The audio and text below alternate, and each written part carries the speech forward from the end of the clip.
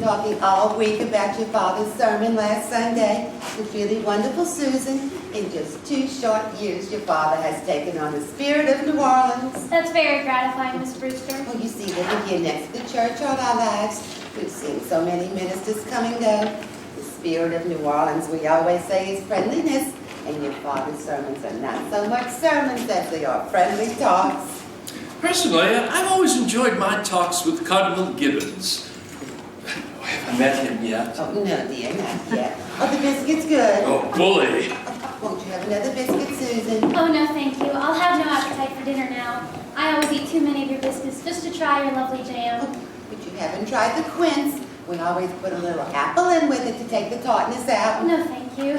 Well, we'll send you over a jar. No, you keep it here so I can be sure of having your biscuits with it. Oh, I do hope they don't make us use that imitation flour again. I mean, with this war trouble.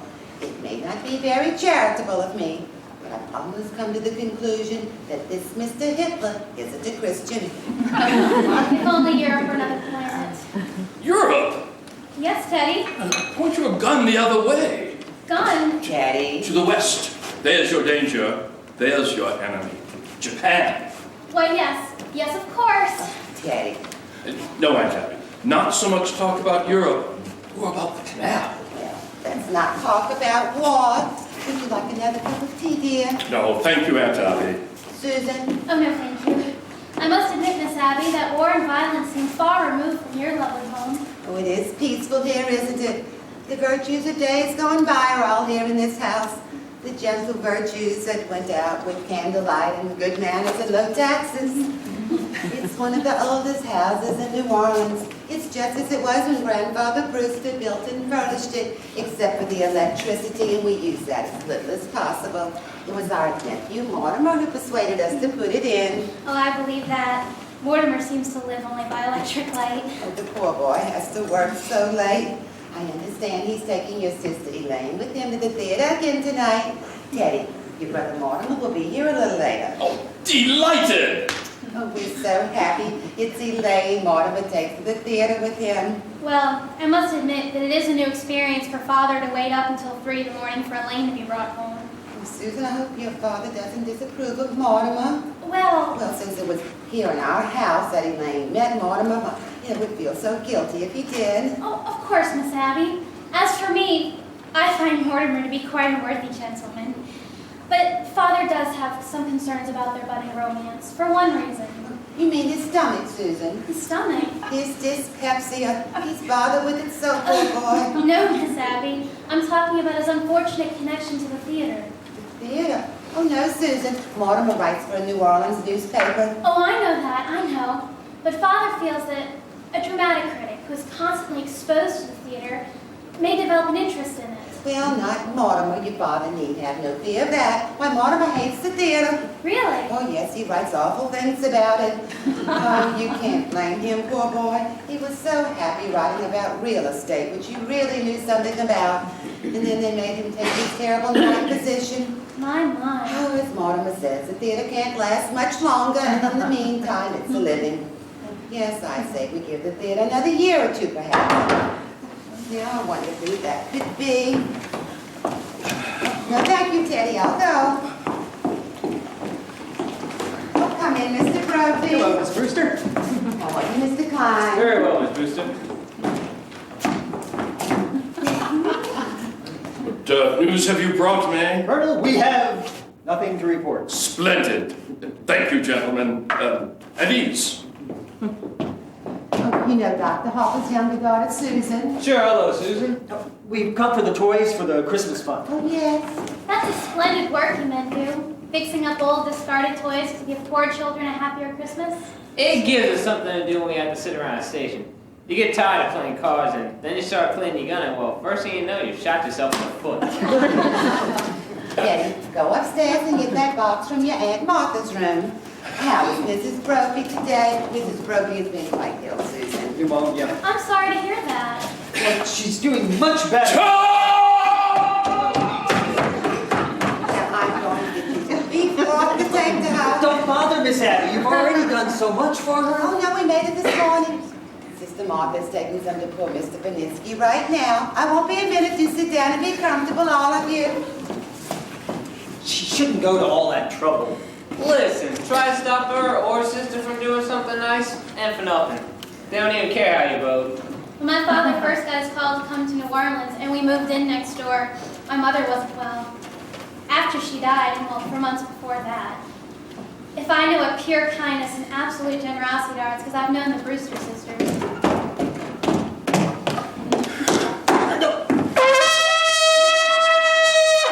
Colonel, you promised you weren't going to do that?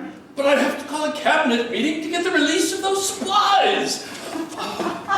You used to do that in the middle of the night. The neighbors raised Cain with us. They are a little afraid of it anyway. Oh, he's quite harmless. Suppose he does think he's Teddy Roosevelt.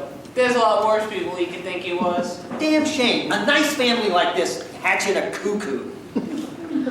Well, Teddy's father, the old girl's brother, was some sort of genius, wasn't he? And their father, Teddy's grandfather, seems to me I heard he was a little crazy too. Oh yeah, he was crazy. He was like a fox. He made $1 billion. Really? Here in New Orleans? Patent medicine. He was a kind of a quack of some sort. Old Sergeant Edwards remembers him. He used to use this house as a kind of a clinic to try the medicines out on people. Yeah, I heard he used to make mistakes occasionally too. Yeah, the department didn't bother him much because he used to be pretty useful on autopsies sometimes, especially poison cases. Well, whatever, he left his daughters fix the life. Thank God for that. Yeah, not that they use any of it on themselves. Yes, I'm well acquainted with their charities. You don't know a tenth of it. When I was with the Missing Persons Bureau, I was trying to trace an old man that we never did find. You know, there's a renting agency that's got this house down on the list for furnished rooms. They don't rent rooms, but you can bet anybody who comes here looking for a room goes away with a good meal and probably a few dollars in the kick. That's just their way of digging up people to do good to. Well, isn't this nice? Afternoon, Miss Brophy. I mean, Miss Brewster. Mr. Brophy, Susan, oh, Mr. Klein. How are you, Miss Brewster? We came to get the toys for the Christmas fund? Oh, Teddy's Army and Navy, they do wear out. Yeah, it seems the cabinet has to okay it. Of course. Oh, I hope Mrs. Brophy's feeling better. Oh, she's fine, ma'am. Her sister's in the kitchen getting some soup for me to take home to her. We made it this morning. I just took some to this poor man who broke ever so many bones. Oh, you're back, Martha. How is Mr. Beninsky? Well, dear, it's pretty serious, I'm afraid. The doctor was there.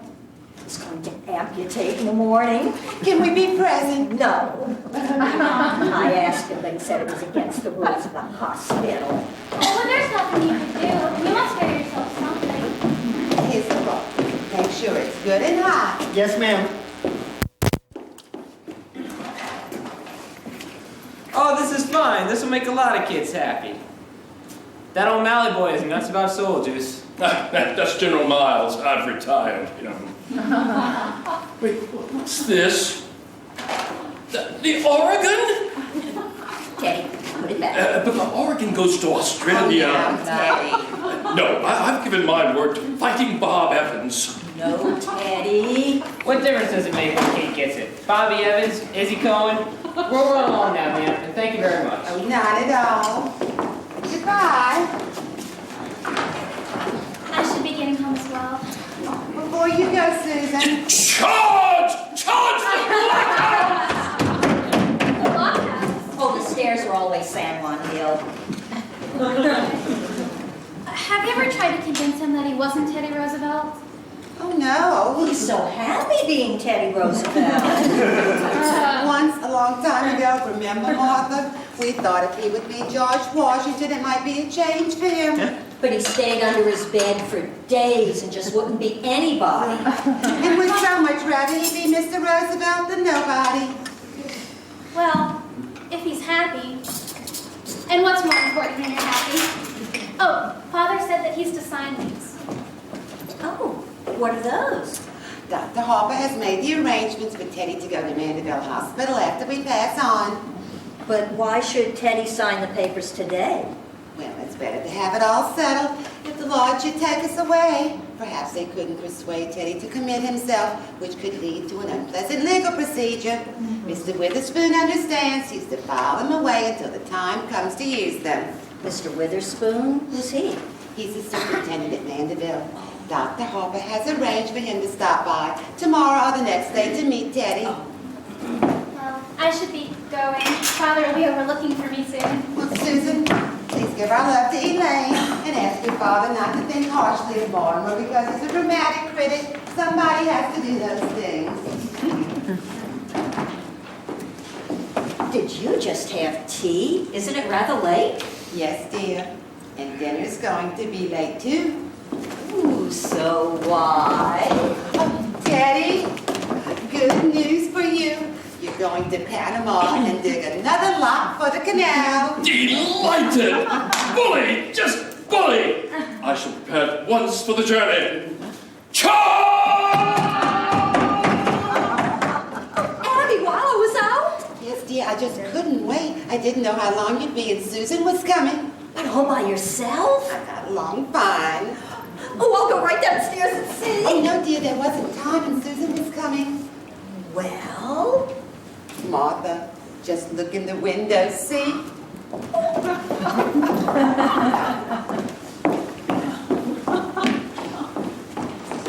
it's Elaine. Come in, dear. Good afternoon, Miss Abby. Good afternoon, Miss Martha. I thought Susan was here. Oh, she just this minute left. Didn't you see her? Oh, no, I took the shortcut to the cemetery. Mortimer hasn't come yet? Oh, no, dear. Oh, well, he asked me to meet him here. Do you mind if I wait? Oh, not at all. You sit down, sit down. But we really must speak to Mortimer about what he's doing to you. What he's doing? Well, he was raised to know better. When a gentleman is taking a young lady out, he should always call for her at her house. There's something about calling for a girl at a parsonage that discourages any man who doesn't embroider. Well, he's done this too often, and we're going to speak to him. Oh, please don't. After a young man whose idea of nightlife was to take me to a prayer meeting, it's lovely to go to the theater almost every night of my life. Well, it is a comfort for us, too. Because if Mortimer has to see some of those plays he has to see, well, at least we know he's sitting next to a minister's daughter. My goodness, what must you think of us, Elaine? Not having tea cleared away by this time. Now, don't bother with anything in the kitchen until Mortimer comes, and then I'll help you. He'll be here any minute now. Father must have been surprised not to find me at home. I better run over and say goodnight to him. All right.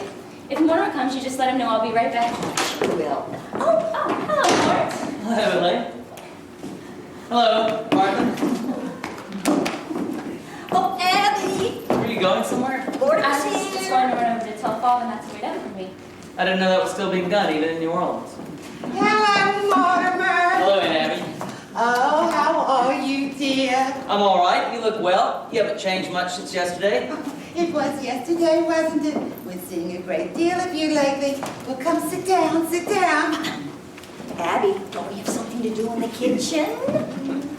The tea things? Oh, yes, the tea thing. Well, you two just, make yourselves at home. Make yourselves at home.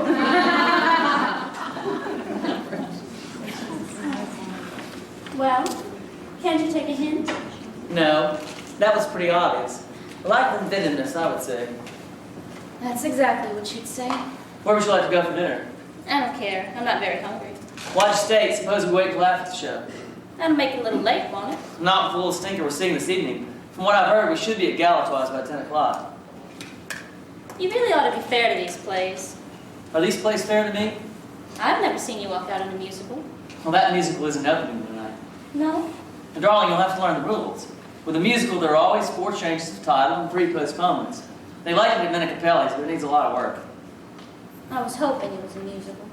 You have such a light mind. Not a bit. You see, musicals somehow have a humanizing effect on you.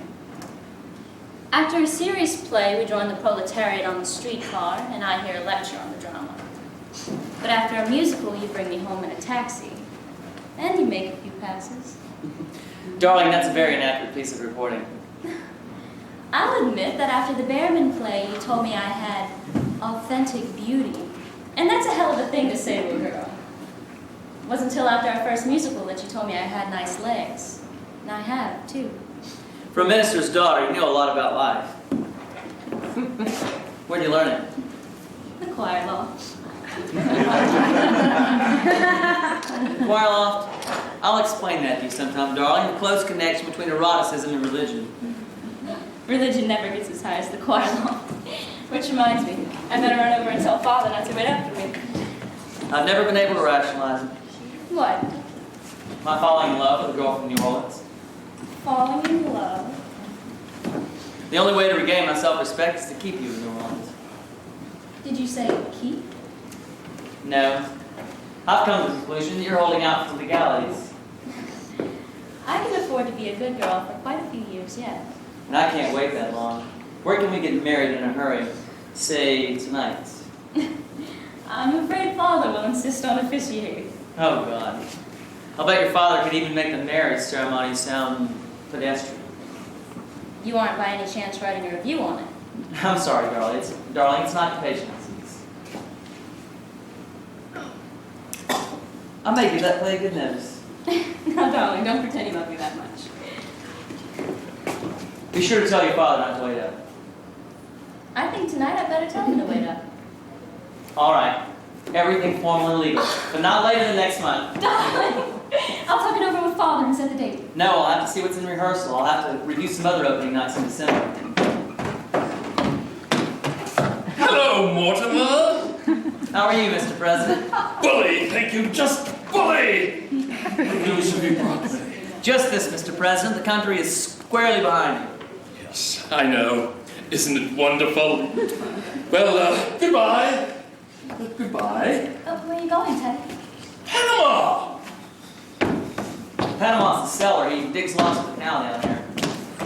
You're so sweet to him. Teddy was always my favorite brother. A favorite. Were there more of you? There's another brother, Jonathan. Jonathan. I never heard of him.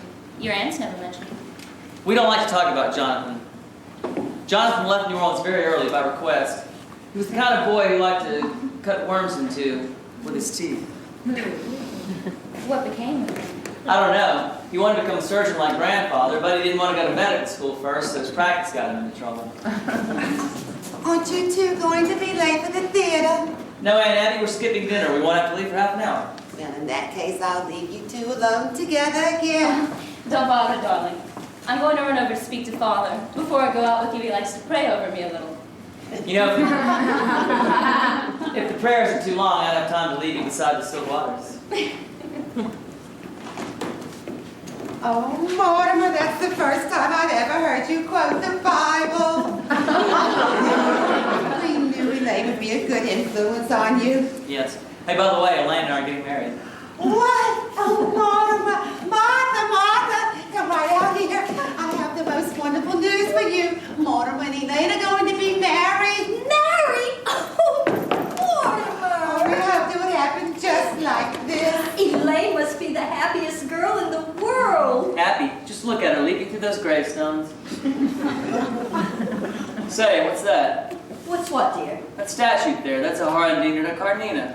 No, dear, that's the statue of Emma B. Stout ascending to heaven. No, Miss Stout's left ear, that bird, that's a red-crested swallow. I've only seen one of those before in my life. Oh, how can you be thinking about a bird at this time? Well, with Elaine and the engagement and everything. It's a vanishing species. You know, Thoreau was very fond of them. By the way, I left an envelope lying around here last week. It was one of the chapters of my book on Thoreau. Have you seen it? Well, if you left it here, it must be here somewhere. Well, what are the plans? When are you going to be married? There must be something more you can tell us about Elaine. Elaine? Oh, Elaine thought it was brilliant. Thought what was brilliant?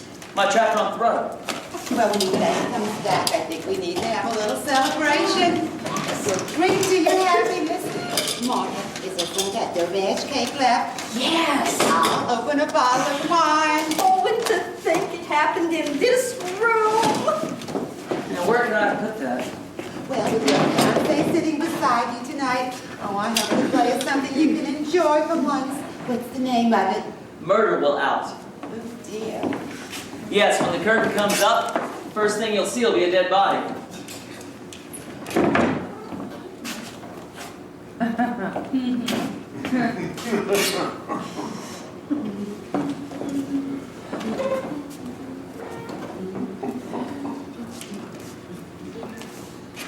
Aunt Abby, Yes, dear. weren't you making arrangements for Teddy to go to the sanitarium in Mandeville? Oh, yes, dear. It's all arranged. Dr. Harper sent the papers for Teddy to sign today. Here they are. He's got to sign them this minute. Oh, yes, that's what Dr. Harper thinks. Then there won't be any legal difficulties after we pass on. He's got to sign them immediately. Now he's down in the cellar. Get him up here right away. Oh, there's no such hurry as that. Oh, no. When Teddy's working on the canal, there's no getting his mind on anything else.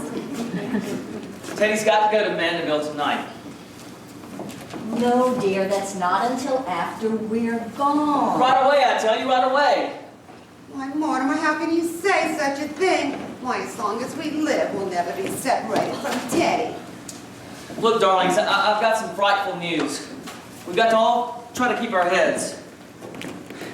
You know, we've always humored Teddy because we thought he was harmless. Why, he is harmless. He was harmless, and that's why he has to go to Mandeville, why he has to be confined. Mortimer, why have you suddenly turned against Teddy, your own brother? You've got to know sometime. It may as well be now.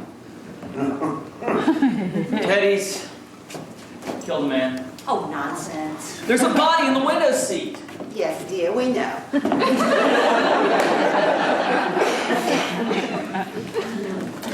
You know? Yes, but it has nothing to do with Teddy. Now, Mortimer, you just forget about it. Forget you ever saw the gentleman. Forget? We never dreamed you'd peek. There's a body in there. Yes, dear, we know. What? His name is Hoskins. Adam Hoskins, that's really all I know about him, except that he's a Methodist. That's all you know. Well, why is he here and what happened to him? He died. Aunt Martha, men don't just get in the window seats and die. No, he died first. Well, how? Mortimer, he died because he drank some wine with poison in it. How did the poison get in the wine? Well, we put it in the wine because it's less noticeable. When you put it in tea, it has a distinct odor. You put it in the wine? Oh, yes, and I put Mr. Hoskins in the window seat because Susan was coming. So you knew what you'd done. You didn't want Susan to see the body. Well, not at tea. That wouldn't have been very nice. Now, Mortimer, you know the whole thing. Just forget about it. I do think Martha and I are entitled to our own little secrets. And don't you tell Elaine.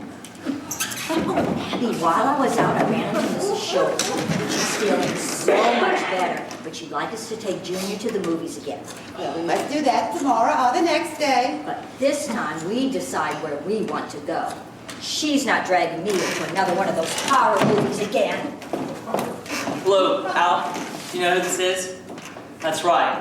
Say, when I left the office, I told you where I was going, remember? Well, what did I say? Uh-huh. And it would have taken me, what, 20 minutes to drive from the CBD? What time have you got? Well, that's right. I must be here. Aunt Abby, Aunt Martha, come in here. What are we going to do? What are we going to do? What are we going to do about what? There's a body in there. Yes, Mr. Hoskins. Well, I can't just turn you over to the police, but what am I going to do? Well, for one thing, dear, you can stop being so excited. And for pity's sake, stop worrying. We told you to forget the whole thing. Forget? Can't I explain to you that something has to be done? Now, Mortimer, behave yourself. You're much too old to be flying off the handle like this. But there's a body in there. Yes, dear. can't just leave Mr. Hotchkiss in there. Hoskins. Whatever his name is, you can't just leave him in there. Don't intend to, dear. No, Teddy's down in Panama right now, digging the lock for the canal. You're going to bury him in the cellar? Well, yes, dear, that's what we did with the others.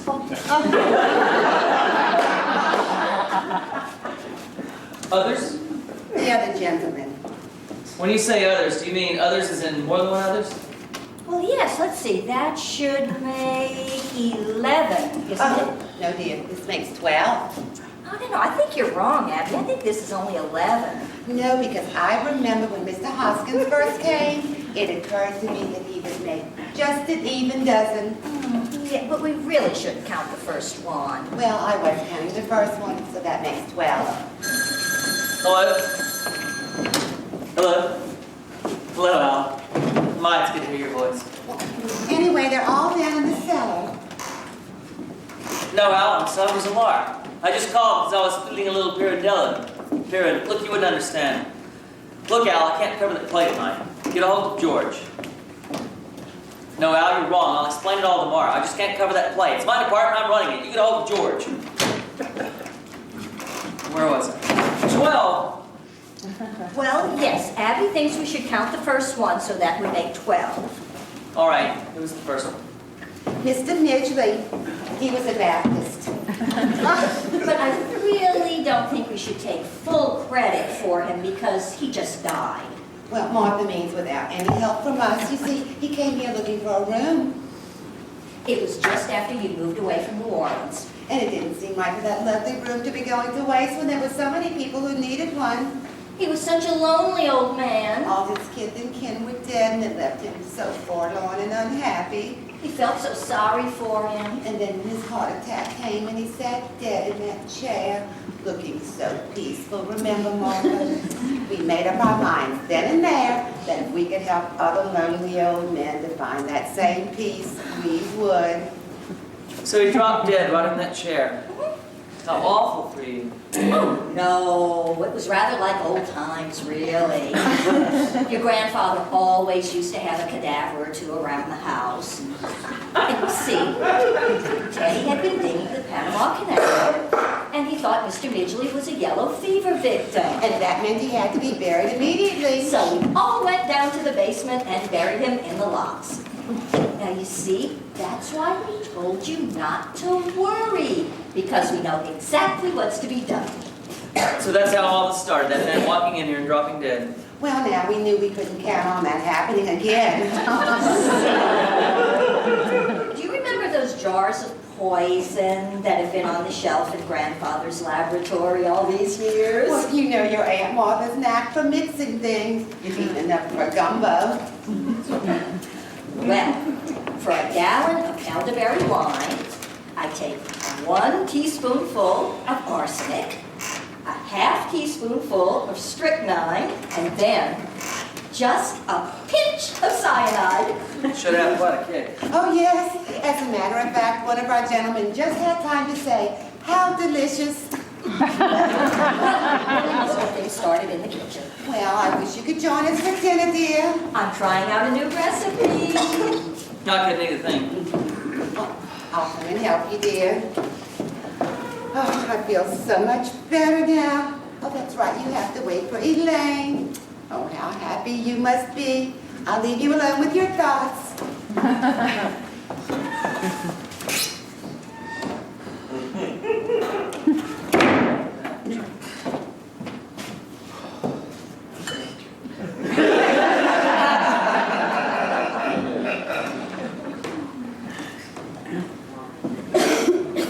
Oh, it's you. Now, don't be cross, darling. Father could see that I was excited, so I told him about us. That made it a little hard to get away. But listen, darling, you won't be waiting up for me tonight. You run along home, Elaine. I'll call you tomorrow. Tomorrow? I always call you up every day, don't you? But we're going to the theater tonight. No, we're not. Well, why not? Something's come up. Where? What, darling? What? You've lost your job? No, I haven't lost my job. I'm just not reviewing that play tonight. Can you run along home and I'll call you up? I want to know what's happened. Certainly you can tell me. No, dear, I can't. We're going to be married. Mary? Have you forgotten that not 15 minutes ago you proposed to me? I did. Oh, yes, that's still on, as far as I know. No, you're on. Listen, you can't just propose to me one minute and then throw me out of your house the next. I'm not throwing you out. Let me get out of here. No, you won't get out of here. And I'm not going anywhere until I've had some sort of explanation. Elaine. Hello? Oh, hello, Al. Hold on. All right, it's important. It can wait a minute, can't it? Hold on. Look, Elaine, you're a sweet girl, and I love you very much, but I've got something on my mind, and I want you to go home and wait for me to call you.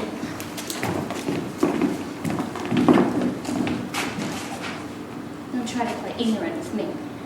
I hope when we're married and I have problems to face, you're a little less tedious and uninspired. And I hope when we're married, if we're married, I find you adequate. Elaine. Elaine.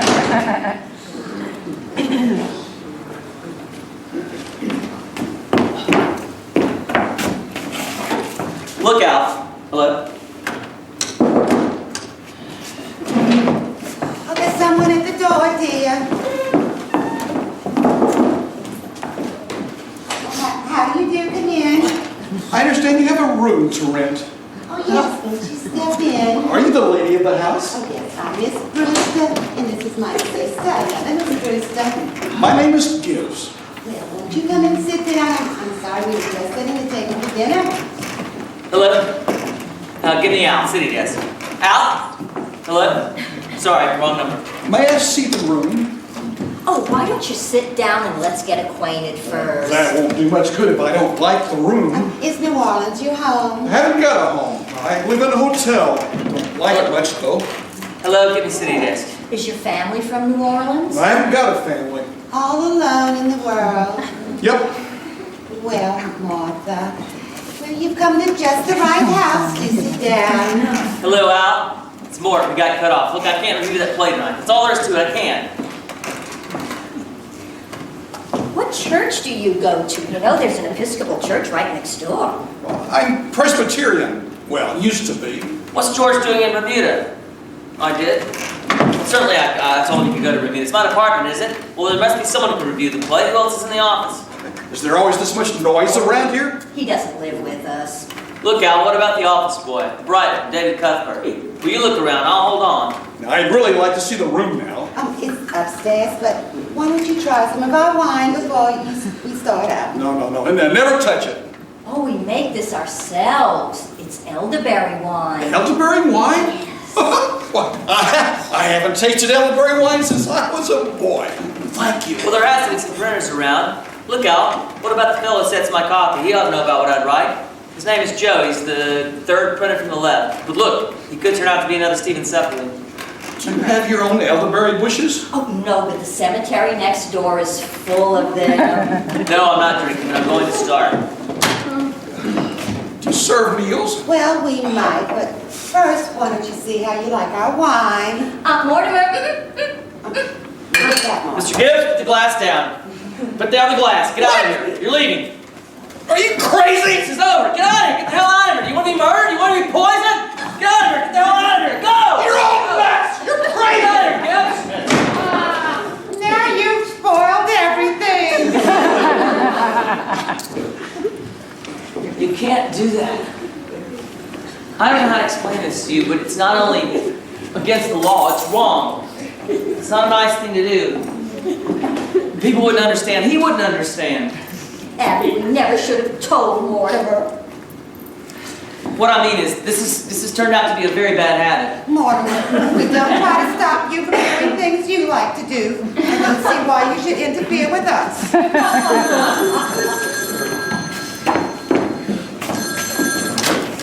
Hello? Right.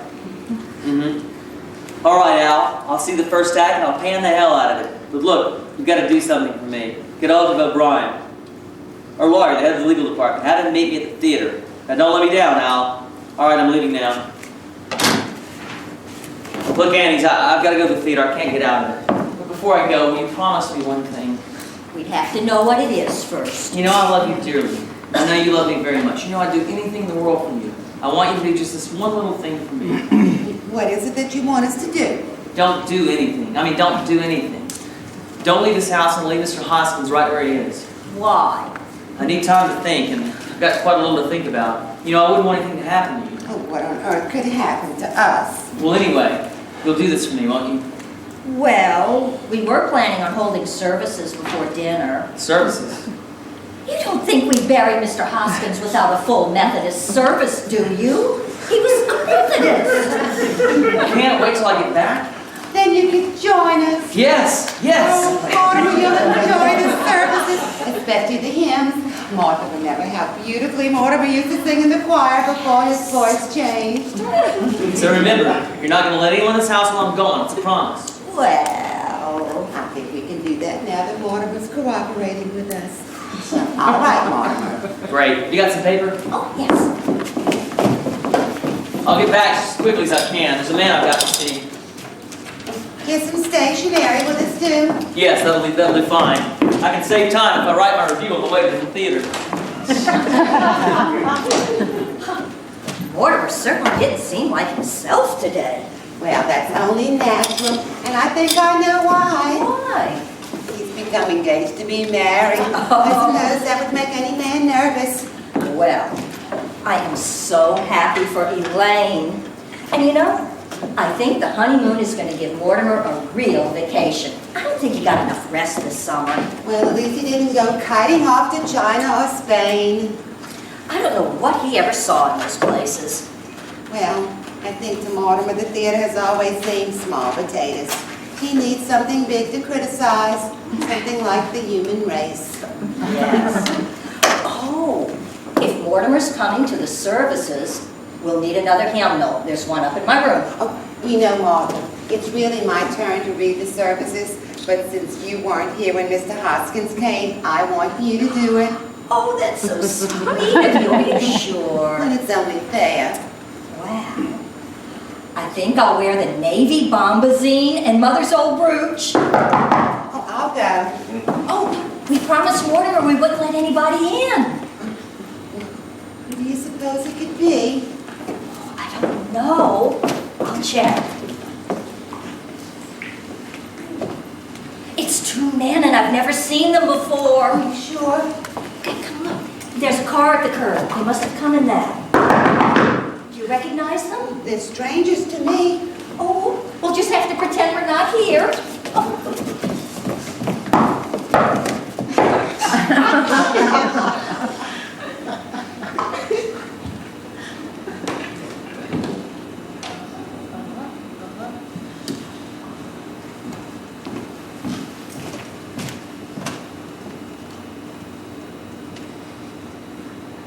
Come in, Doctor.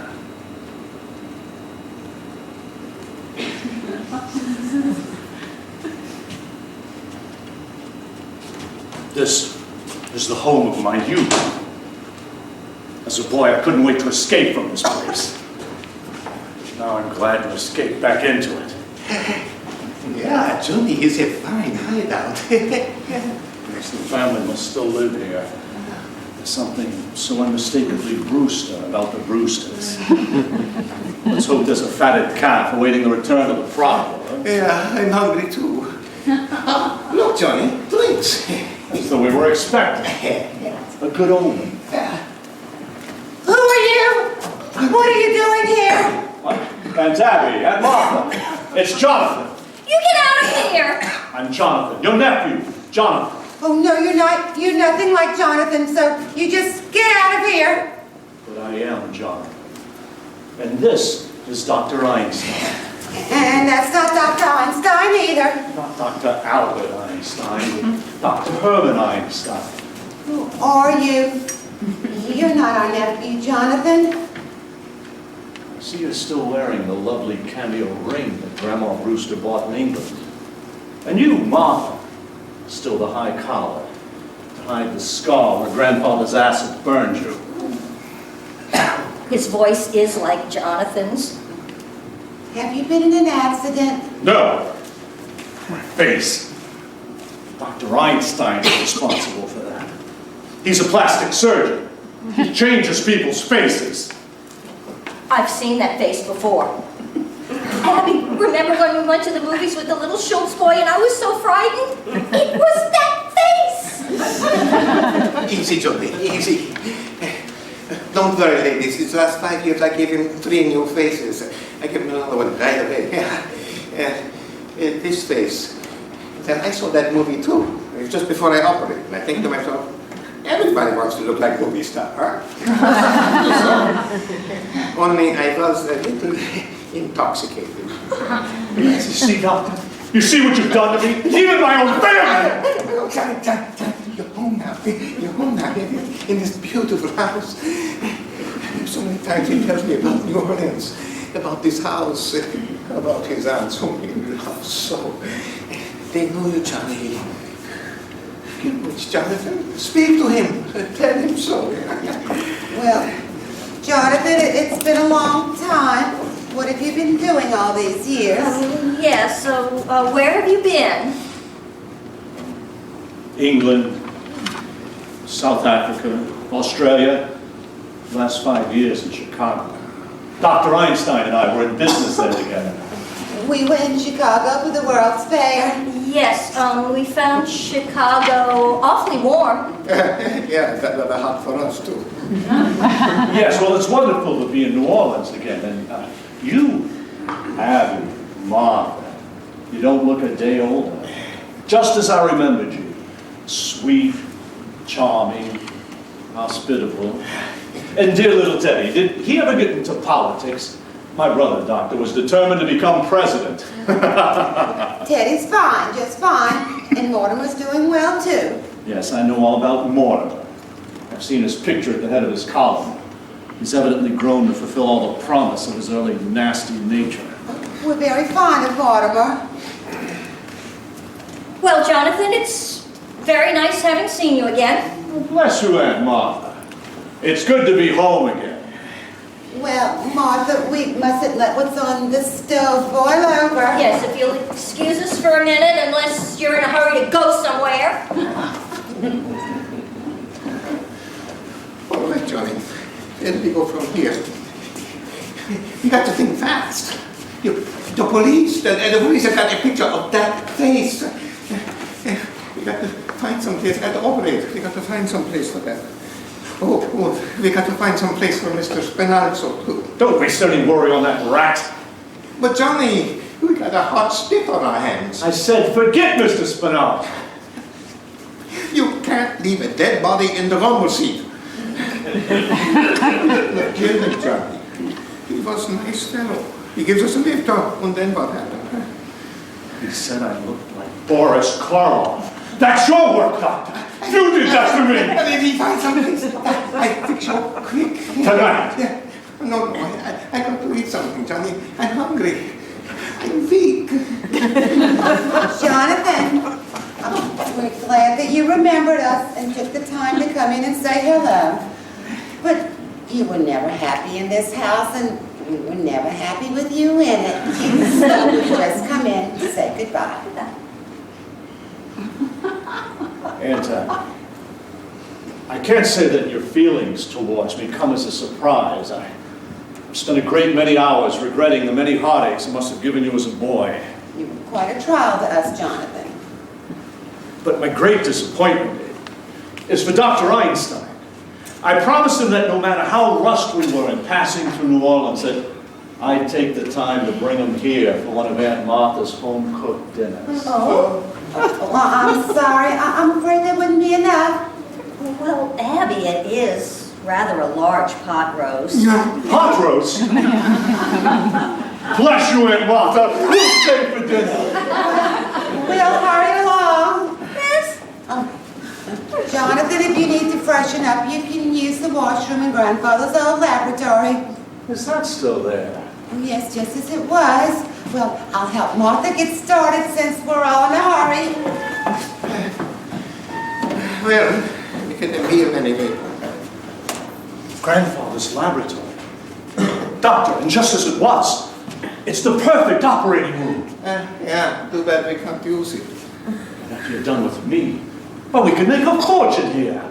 The laboratory, but there's an old ward in the attic. 10 beds, Doctor. And New Orleans is crying for your talents. All right, work yourself up, Johnny. Besides, for New Orleans, I think we are a year or two too late. Oh, you don't know New Orleans, Doctor. Practically everybody in New Orleans needs a new face. So many of the old faces are locked up. Oh, a very small percentage. And the boys in New Orleans are famous for paying handsomely to stay out of jail. Take it easy, John. You're honest, they don't want us here. We're here for dinner, aren't we? Yeah, after dinner.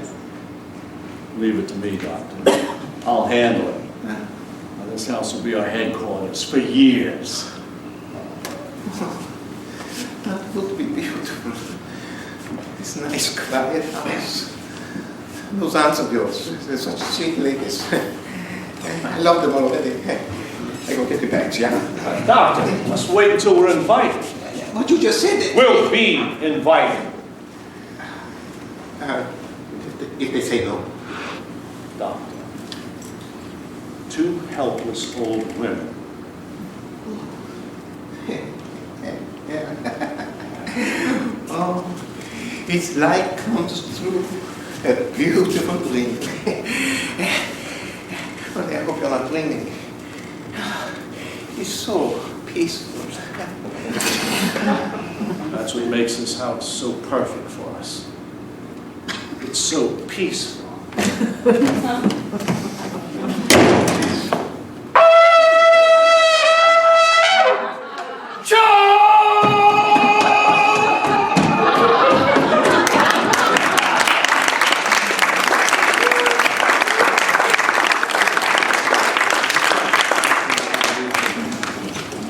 Yes, aunties. Those 5 years in Chicago were among the busiest and happiest years of my life. Yeah, I'm from Chicago. We went to South Bend, Indiana. They wouldn't be interested in our experiences in Indiana. Well, you've led a very interesting life, I'm sure, Jonathan, but we really shouldn't have allowed you to talk so late. My meeting Dr. Einstein in London, I might say, changed the whole course of my life. You remember, in South Africa, I was in the diamond business, then Amsterdam, in the diamond market. I wanted to go back to South Africa, but Dr. Einstein made it possible for me. A good job, eh, Tony? When we take off the bandages, his face looks so different. The nurse had to introduce him to me. I love that face. I carry a picture of it with me still.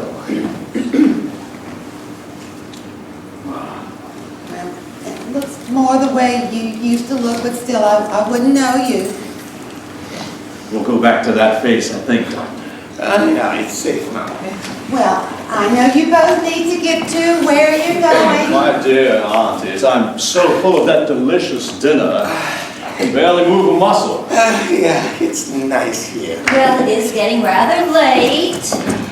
I found it. I found it. What did you find, Teddy? The story of my life, my biography. Here's the picture I was telling you about, General. Both of us. President Roosevelt and General Goebbels at Cleaver Cut. That's me, General, and that's you. My, how have you changed? Well, you see, the picture hasn't even been taken yet. We haven't even started on Cleaver Cut. Just taking the lots.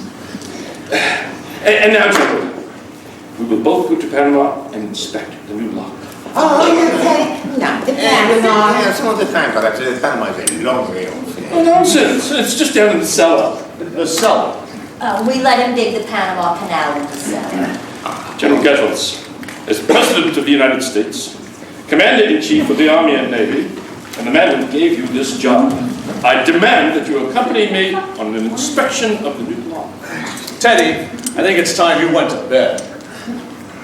I beg your pardon?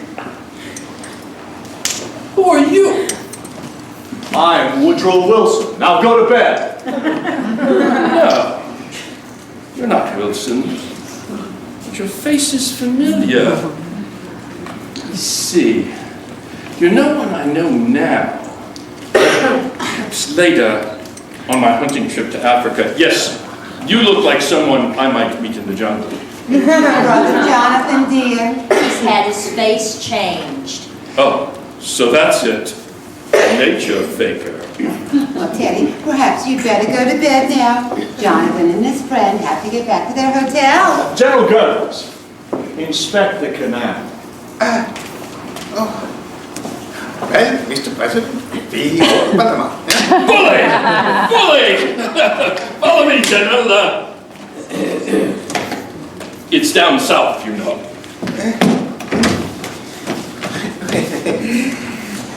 Auf Wiedersehen. Aunt Abby, I must correct your misapprehension. You spoke of our hotel. We have no hotel. We came directly There's a here. very nice little hotel about Aunt 3 Mom, this is my home. Oh, but you can't stay here, Jonathan. We need our rooms. Yes. You need them. For our lodgers. There are lodgers here in the house? Well, not right now, but we plan on getting some. Then my old room is still free. Oh, but there's no room for Dr. Einstein. He'll share the room with me.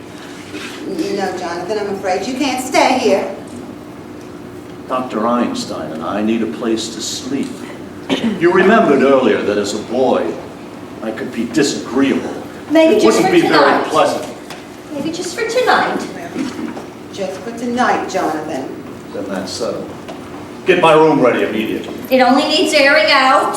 We keep it ready to show our lodgers. I think you and Dr. Einstein will find it comfortable. You have a most distinguished guest in Dr. Einstein. I'm afraid you don't appreciate his skill. But you will. In just a few weeks, you'll see me looking like a very different Jonathan. Oh, no, he can't operate on you here. Oh, when Dr. Einstein and I get settled, when we resume practice. Oh, I forgot to tell you. We're turning grandfather's laboratory into an operating room, and we expect to be quite busy. Jonathan, we will not let you turn this house into a hospital. A hospital? It'll be a beauty parlor. Hey, Johnny, down in the cellar. Oh, yeah. Dr. Einstein, my dear aunts have just invited us to live with them. Yeah, you fixed it, huh? Well, you're sleeping here tonight. Please see that our room is made ready immediately. For tonight. Johnny, when I go down the cellar, what you think I find? What? The Panama Canal. The Panama Canal. And it just fits Mr. Spinanzo. It's a whole teddy dog. It's 6 feet long, 3 feet wide, and 6 feet deep. Down there. Yeah. You almost think that knew we were bringing Mr. Spinanzo along, and that's Southern hospitality. Rather a good joke to play on my aunts. They're living in a house with a body buried in the cellar. Yeah, but how do we get him in, you think? Yeah? Yes, we can't just walk him through the door. No, he's not walking anyway. We'll bring the car up between the house and the cemetery. Yeah. Then when everyone's gone to sleep, we'll bring Mr. Spinazzo in through the window. Yeah, sleep. What do you think, Charlie? We sleep in a bed tonight, eh? Easy, doctor. Remember, you're operating tomorrow. And this time, you better be sober. Don't worry, I make you beautiful. Yeah? Yes. And if you don't, Jonathan, your room is ready. thank you. You may go to bed. We're bringing the car up behind the house. Well, it's all right where it is until morning. Oh, no. We left it on the street, and we wouldn't want to do anything against the law.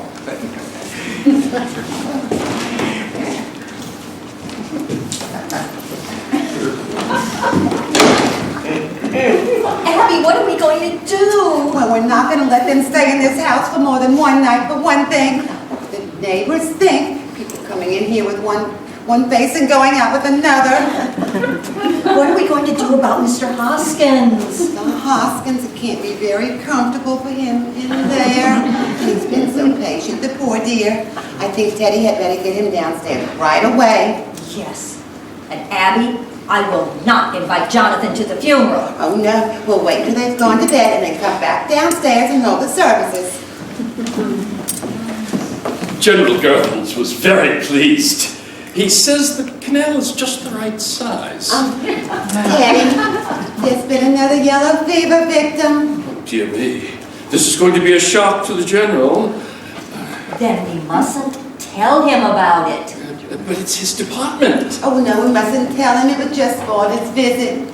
No, Aunt Abby, I'm afraid it's out of my hands. He'll have to be told. Army regulations, you know. Oh, no, Teddy, we must keep it a secret. Yes. A state secret?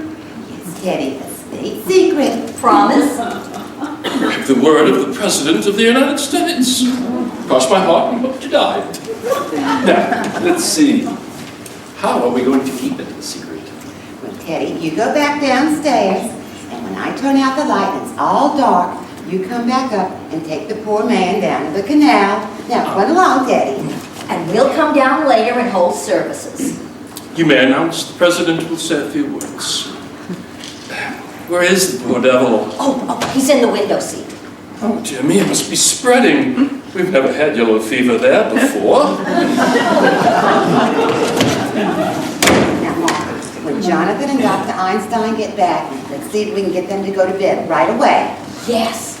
And then by the time they're asleep, we'll be dressed and ready for the funeral. Abby, I've never even seen Mr. Hoskins. That's right, you were out. Will you come right over here and see him now? He's really very nice looking, considering he's a Methodist. Bringing the luggage in through here. Jonathan, your room is waiting for you. You can go right up. Well, I'm afraid we don't keep New Orleans hours. You two run along to bed. Well, you must be tired, both of you, and we don't go to bed this early. Oh, you should. It's time I came home to take care of you. But we really don't... Aunt Martha, did you hear me say go to bed?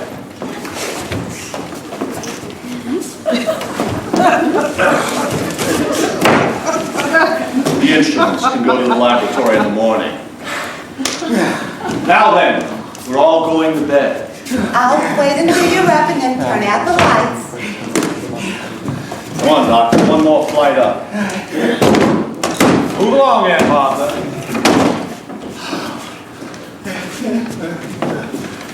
Now, Aunt Abby. I'll be right up. Aunt Abby, turn out the light.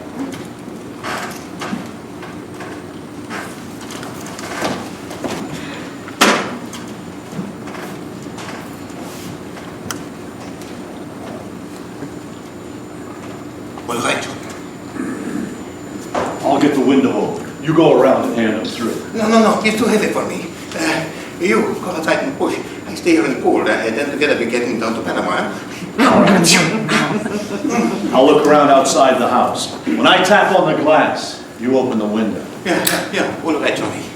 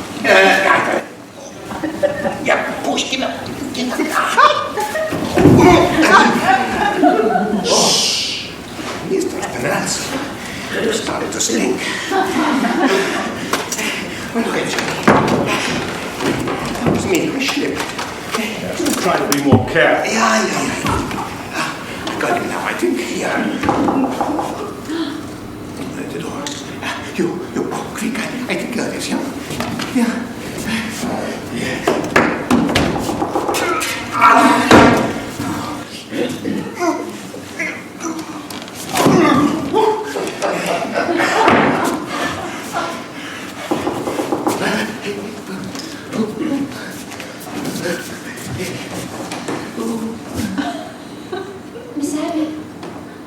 Miss Martha? Miss Abby? Miss Martha? Who is that? Is that you, Teddy? Who are you? Who are you? I'm Elaine Harper. I live next door. Then what are you doing here? I came over to see Miss Abby and Miss Martha. Turn on the lights, Doctor. You picked rather an inopportune moment for a social call. I think you better explain what you're doing here. We happen to live here. You don't live here. I'm in this house every day and I've never seen you before. Where are Miss Abby and Miss Martha? What have you done with them? Perhaps we'd better introduce ourselves. This is Dr. Einstein. Dr. Einstein. Yes, a surgeon of great distinction and something of a magician. I suppose you're going to tell me you're Boris Karloff. I'm Jonathan Brewster. You're Jonathan. Oh, you've heard of me. Yes, just this afternoon for the first time. What did they tell you about me? Nothing, just that there was another brother named Jonathan, that's all that was said. Well, that explains everything. Now that I know who you are, I'll just be running along.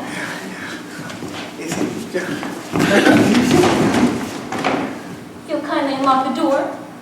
That explains everything. Just what do you mean by that? What are you doing coming over here at this time of night?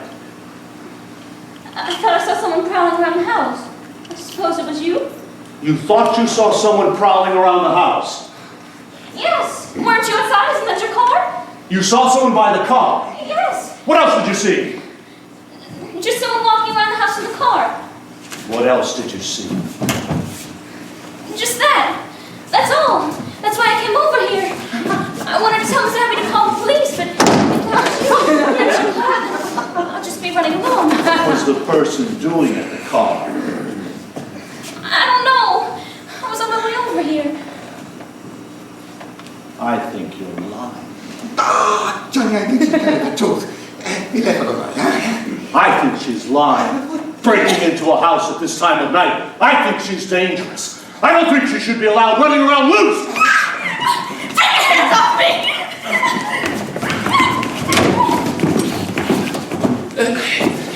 It's going to be a private funeral. Can you tell these men who I am?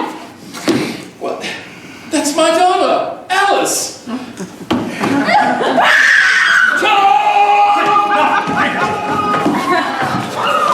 The sound!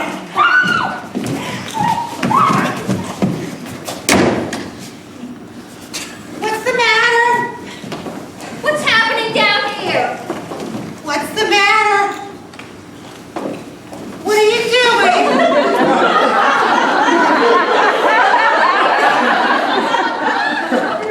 We caught a burglar, a sneak thief. Go back to your rooms. We'll call the police. We've called the police. We'll take care of it. Go back to your rooms, you hear me? Where have you been? I was sang your theater and I should have known better. My God, I'm still there.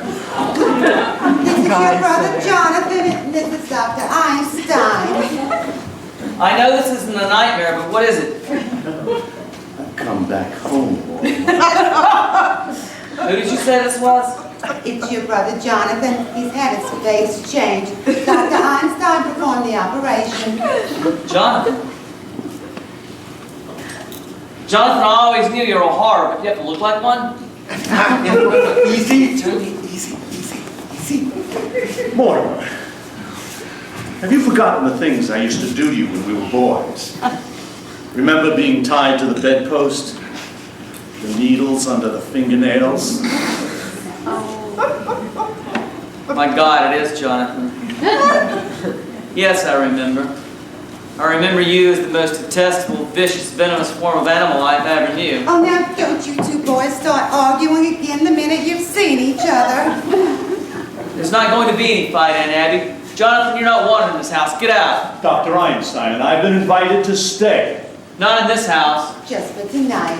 I don't want him anywhere near me. Well, we did invite them for tonight, and it wouldn't be very nice to go back on our word. All right, tonight. The first thing in the morning, out. Where are they sleeping? We put them in Jonathan's old room. Well, that's my room. I'm sleeping in that room. And I'm here to stay. Oh, Mortimer, I'm so glad. Hey, Johnny, perhaps we sleep down here tonight, yeah? You bet your life we'll sleep down here. Yeah, you sleep on the sofa, and I sleep on the window seat. Window seat. Well, let's not argue. The window seat's good enough for me tonight. I'll sleep on the window seat. You know, all of this arguing, it reminds me of Mr. Spinalzo. Spinazzi. Son, no need to inconvenience you, Mortimer. We'll sleep upstairs, and you can sleep upstairs, and we'll sleep down here. Jonathan, your sudden consideration for me is very unconvincing.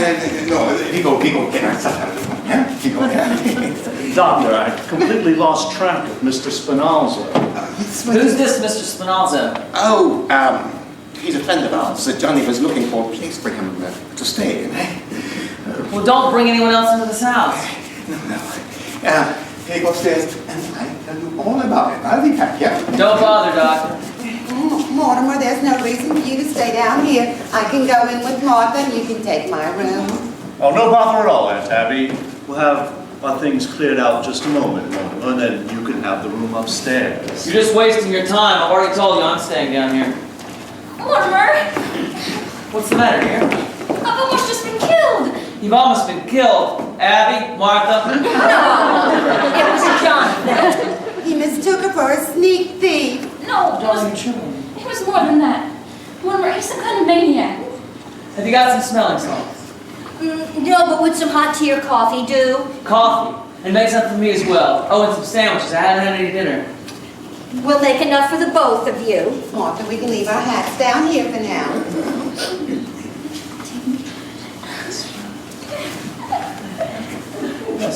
Were you going somewhere? Do you know what time it is? It's after 12. 12. Elaine, you've got to go home. What? Well, you wanted sandwiches for the both of you. It won't take a minute. And don't you remember? We were going to celebrate your engagement. I know what I'll do. I'll make a nice supper for the both of you. And I'll open a bottle of wine. All right. No wine. Mortimer, what's going on in this house? What do you mean what's going on? You were supposed to take me to dinner in the theater tonight and you called that off. You asked me to marry you and I said I would, and 5 minutes later you threw me out of the house. Just tonight, after your brother tries to strangle me, you want to run me home. Now listen, Mr. Brewster, before I go home, I want to know where I stand. Do you love me? I love you very much, Elaine. In fact, I love you so much that I can't marry you. Have you suddenly gone crazy? I don't think so, but I'm sure it's just a matter of time. You're going to have to do better than that. No, Elaine. Insanity runs in my family, practically gallops. It's a strange taint, the Brewster blood. If you knew my family well, it's what you'd expect if Strindberg had written Hellzapoppen. You know, just because Teddy's little. No, dear. It goes way back to the first Brewster, the one who came over on the Mayflower. In those days, the Indians used to scalp the settlers, but he used to scalp the Indians. Well, that's ancient history. No, Elaine, it's the whole family.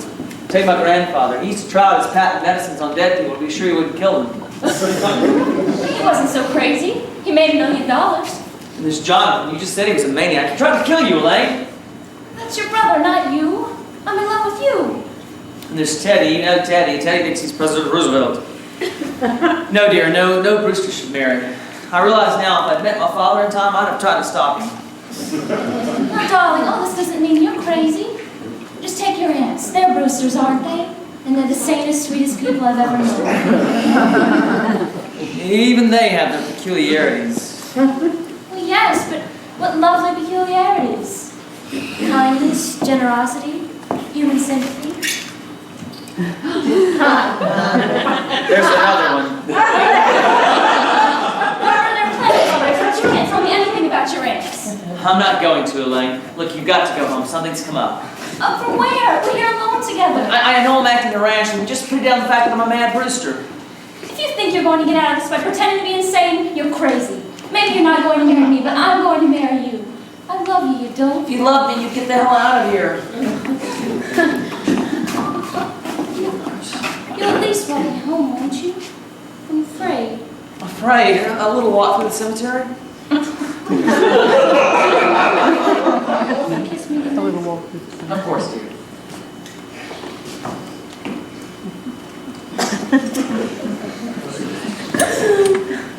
Good night, Elaine. I'll call you up tomorrow. You critic! Aunt Abby, Aunt Martha, come in here. Come in here now. Yes, dear, what is it? Where's Elaine? I thought you promised me not to bring anyone in this house while I was gone. Well, Jonathan just walked I'm not in, talking about and Jonathan. Dr. Einstein was with him. I'm not talking about Dr. Einstein. Who's this in the window seat? We told you, Mr. Hoskins. That is not Mr. Hoskins. Well, who could that be?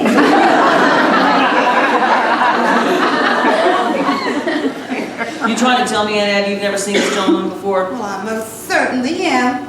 So fine, how do you do? It's getting so anybody thinks they can just walk into this house.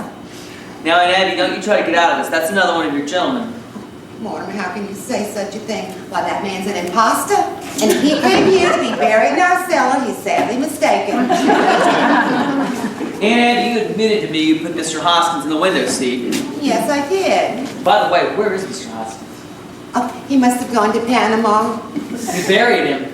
Well, not yet. He's still waiting for the services. Poor dear. We haven't had a minute with Jonathan in the house. Oh, we always wanted to have a double funeral, but I will not read services over a total stranger. How can I believe you, Aunt Abby? There are 12 gentlemen in the cellar, and you admitted to me you poisoned them. Yes, I did, but you don't think I'm stooped to telling the fib. Martha! Oh, Mortimer, I'd like to have a word with you. The word's about all the time you'll have, about all you'll have time for, because I've decided that you and Dr. Einstein are going to have to leave this house just as quickly as possible. I'm glad you recognize the fact that you and I can't live under the same roof. You have, however, arrived at the wrong solution. Now pack your suitcase and get out. Jonathan, you're beginning to bore me. You played your one-night stand in New Orleans. Move on. My dear Mortimer, just because you graduated from the back fence to the typewriter doesn't mean you've grown up. Now I'm staying, and you're leaving, and I mean now. If you think I can be frightened, if you think there's anything I fear... I've lived a strange life, Mortimer, but it's taught me one thing, to be afraid of nothing. Martha, you just look and see what's in that window seat. Now, Aunt Abby.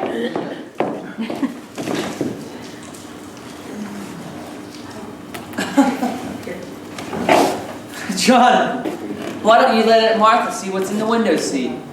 Aunt Abby, I owe you an apology.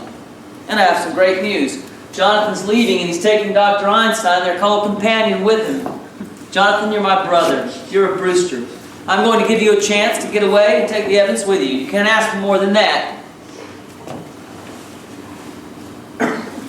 Very well, I'll have to call the police. Don't reach for that telephone.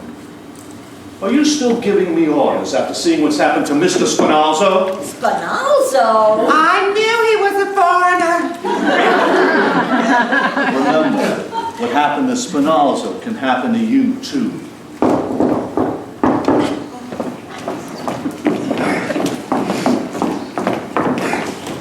Hiya, Miss Abby. Oh, I'm sorry. There's nothing we can do for you. Oh, no, I just saw your lights on. I thought maybe one of y'all was sick or something. Oh, you got company. Sorry to disturb you. No. Come in. Oh, yes, come in. Come right on in, Officer O'Hara. This is our nephew, Mortimer. Pleased to meet you. Oh, and this is another nephew, Jonathan. Pleased to make your acquaintance. Well, it must be nice having your nephews visiting, huh? Are they going to be staying with you for a bit? I'm staying, my brother's leaving. Oh. Say, haven't I met you here before? Oh, I'm afraid not. Jonathan hasn't been home for years. Oh, your face looks familiar to me. Yeah. Maybe I've seen a picture here somewhere. I think so. Yes, Jonathan, I heard that were you. Your things are already packed anyway, aren't they? Well, I guess you'll be one to say goodbye, so I'll just be running along, eh? What's the rush? I'd like to have you stick around until my brother goes. I just stopped by to make sure everything was okay. We're going to have some coffee. Won't you join us? Oh, I forgot all about the coffee. Oh, and I'll make some more sandwiches. I should know your appetite by now. Don't bother. I got to ring in a couple minutes anyway. You can have a cup of coffee. My brother will be gone soon. Sit down. Say, didn't I see a picture of your brother around here somewhere? I don't think so. You see, his face just looks so familiar to me. He probably looks like someone you've seen in the movies. Oh, I never go to the movies. I hate them. My mother says the movies is a bastard art. Yes, it's full of them. Your mother said that? Yeah. She was an actress. Yeah. Well, a stage actress. Maybe you heard of her. Peaches Latour.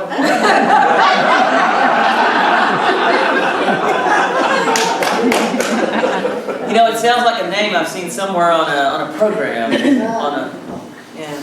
Yeah, well, What'd she play? well, her big hit was Mutt and Jeff. She played it for 3 years. I was born on tour, the third season. You were. Yep. Sioux City, Iowa. I was born in her dressing room at the end of the second act, and still, Mother made the finale. What a troop, Robert. There's a story in your mother. Yeah. You know, I write for theater. Oh, you do? Say, you're not Mortimer Brewster, the dramatic critic, are you? Yes. Ha! My pleasure to meet you. Oh. Say, Mr. Brewster, you and me in the same line of business. We are? Yeah. I'm a playwright. Oh, this being on the police force, it's just temporary. Well, how long have you been on the force? 12 years. But, I've been gathering material for a play. I'll bet it's a honey. Well, it ought to be. Well, with all the drama I see being a cop, I tell you, Mr. Brewster, you got no idea what goes on in New Orleans. Actually, I think I have. What time you got? Oh, it's 10 after 1. Oh, jeez, I gotta ring in. Hey, O'Hara, on that play of yours, I might be able to help you. What? Gee, it was fate I walked in here tonight. Okay, I'll tell you the plot. It all starts in my mother's dressing room. Yes, Jonathan, I'd hurry if I were you. You haven't got much time, you know.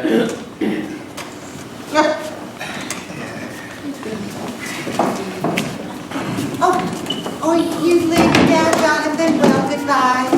Bye, Dr. Einstein. You have everything? Yes, Jonathan, you can't leave without taking everything with you. Well, O'Hara, it's nice to meet you. We'll get together again and we'll talk about your play. Oh, I'm not leaving now, Mr. Brewster. Why not? Well, you just offered to help me write my play, didn't you? You and me gonna write my play together. Well, I can't do that, O'Hara. I'm not a creative writer. Well, I'll do the creating. Now, you just put the words to it. O'Hara. Oh, no, so, Mr. Brewster. I ain't leaving this house till I tell you my play. In that case, Mortimer, we'll be running along. No, you can't run along yet, Jonathan. You can't go without taking all your things. Well, O'Hara, you can run along now. My brother was just going. I don't mind waiting. I've been waiting for 12 years. Now, don't bring that in here. O'Hara, why don't you join us in the kitchen for a bite? Jonathan's leaving. Yes. Come along, Officer O'Hara. You sure you don't mind eating in the kitchen? Who else would you? Nice to see you, Jonathan. Jonathan, I'm glad you came back to New Orleans because it gives me a chance to throw you out. And the first one out is your buddy, Mr. Hey, look, Mr. Brewster, what are you talking here? I'll be right there. Okay, I'll be okay. Should have known you grew up to write a play with a policeman. Get going now, all three of you. Doctor, this affair between my brother and I has got to be settled. Look, Johnny, you got trouble enough, huh? Your brother offers us a chance to get laid. What more can you ask? You don't understand. This goes back a good many years. Come on, let's get going, huh? We're not going. We're sleeping right here tonight. A cop in the kitchen with Mr. Speranzo and the window seat. That's all he's got on us. We'll bring Spinalzo down and dump him in the lake. And then we'll come right back here. And if he gives us any trouble... Johnny. Doctor, Yeah? you see I've made up my mind. Yeah, when you make up your mind, you lose your head. New Orleans is just the place for you. All right, we stick together. So let's get stuck together. If we come right back here, we're gonna take these with us, huh? No. Leave him here. Hide him in the cell. Yeah. And move fast. Spinalzo can go out the same way he came in.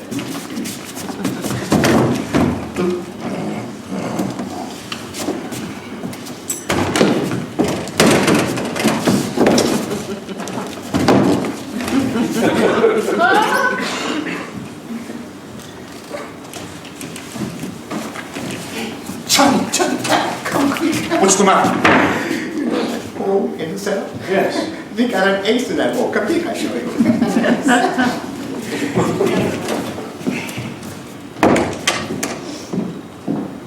Jonathan? Jonathan? Jonathan! Yes, Mortimer? Where have you two been? I thought I told you to get out. We're not leaving. Oh, you're not? You don't think I'm serious? You want O'Hara to know what's in the window seat? We're staying right here tonight. Fine. This gets me rid of you and O'Hara at the same time. What are you tell O'Hara what's in the window seat, we'll tell him what's down in the cellar. The cellar? Yes, there's an elderly gentleman down there, and he appears to be quite dead. What were you doing in the cellar? What was he doing in the cellar?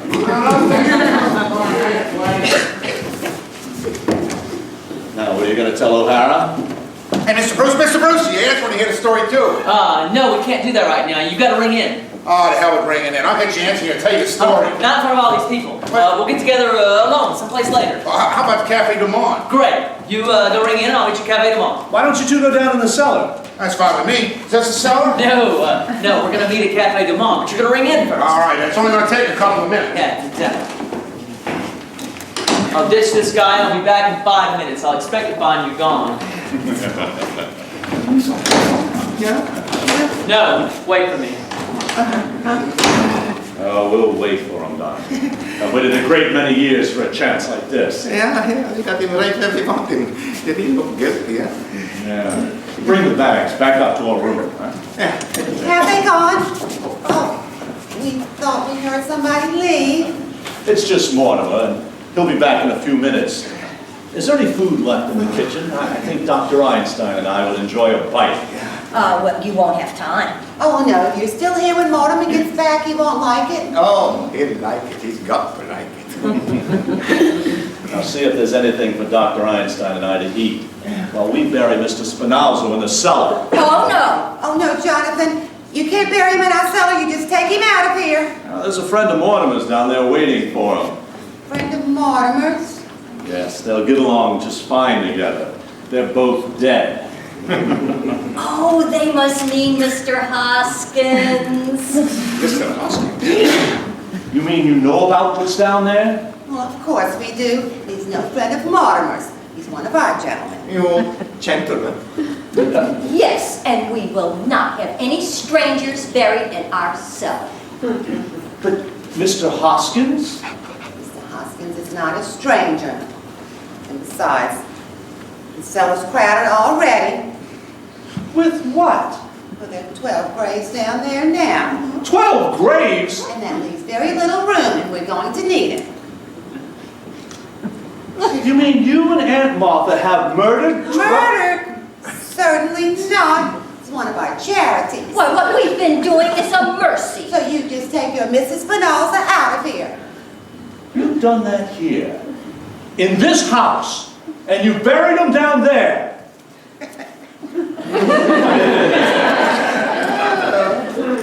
Oh, Johnny.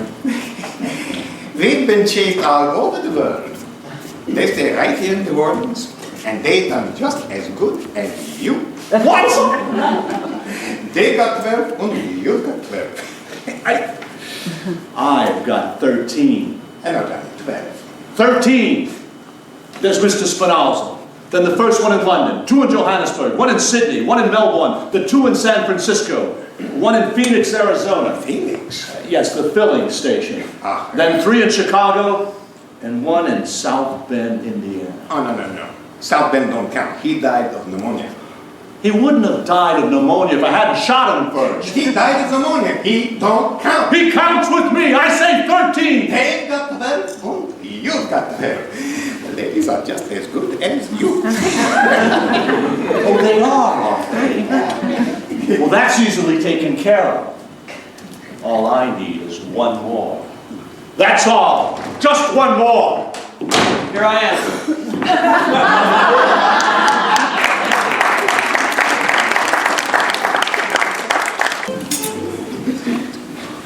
You stop doing that! This is our house, and this is our cellar. You can't do that. Abby, Martha, go upstairs. There's no use you're doing what you're doing because we'll just have to be undone. I tell you, we won't have it. You better stop it right now. You'll find out! You'll find out whose house this is! I warn you, you better stop it now. Oh, hasn't Mortimer come back yet? No! Oh, it's a terrible thing to do, to bury a good Methodist with a foreigner. Abby, I will not have our cellar desecrated. And we promised Mr. Hoskins a full Christian funeral. Oh, where do you suppose Mortimer went?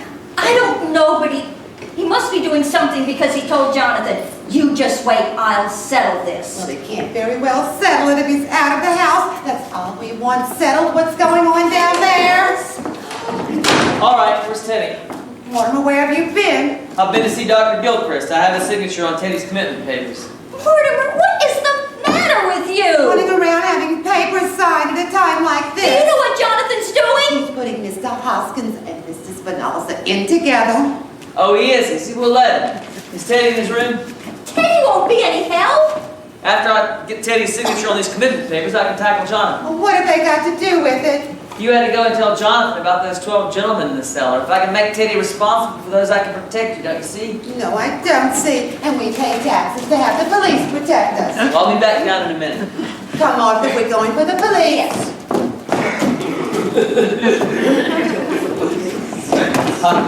The police. You can't go to the police. And why not? Because if you tell the police about Mr. Spinoza, they'll find Mr. Hoskins, which might make them curious, and they discover the other 12 gentlemen. Mortimer, I think we know the police better than you do. I don't think they'd pry into our private affairs if we asked them not to. If they found the 12 gentlemen, they'd have to report to police headquarters. Oh, I don't think they'd bother. They would have to write out a very long report. And if there's one thing a policeman hates to do, it's write a report. You can't count on that. It might leak out. And you can't expect a judge and jury to understand. Oh, Judge Coleman would. Yes, we know him very He well. always comes to church at election time. And he promised to come to tea one day. We've got to talk to him about that. His wife died a few years ago and it's left him ever so lonely. Well, come along, Martha. No, you can't do this. You can't leave the house, and you can't have Judge Coleman to tea. Well, Mortimer, if you're not going to do something about Mrs. Spinoza, we are. I am going to do something. We may have to call the police in later, but if we do, I want to be ready for them. You've got to get Jonathan out of this house. And Mrs. Spinoza, too. Will you let me do this my own way? No, I've got to see Teddy. Mortimer, if they're not out of here by morning, we're going to call the police. Don't worry about that. They'll be out of here all right. Just please go to bed and get out of this clothes. Look, Judith Anderson. That's a relief, isn't it? Yes, if Mortimer's really going to do something at last, that means Jonathan's going to a lot of unnecessary trouble. Yes. We'd better tell him. Jonathan, you can stop what you're doing. It's all done. Did I hear Mortimer? Well, it will just have to be undone. You're all going to be out of here by morning. Mortimer's promised. Oh, he has he? Well, in that case, you and Aunt Martha can go to bed and have a pleasant night's sleep. Yes. Come, Abby. Good night, Aunties. Oh, not good night, Jonathan. Goodbye. By the time we get up in the morning, you'll all be gone. Mortimer's promised. And he has a way of making it so, too. Then Mortimer is back. Yes, he's upstairs talking to Teddy. Goodbye, Jonathan. Goodbye, Jonathan. Perhaps you'd better say goodbye to Mortimer, too. Oh, you'll see Mortimer. Yes. I'll see Mortimer.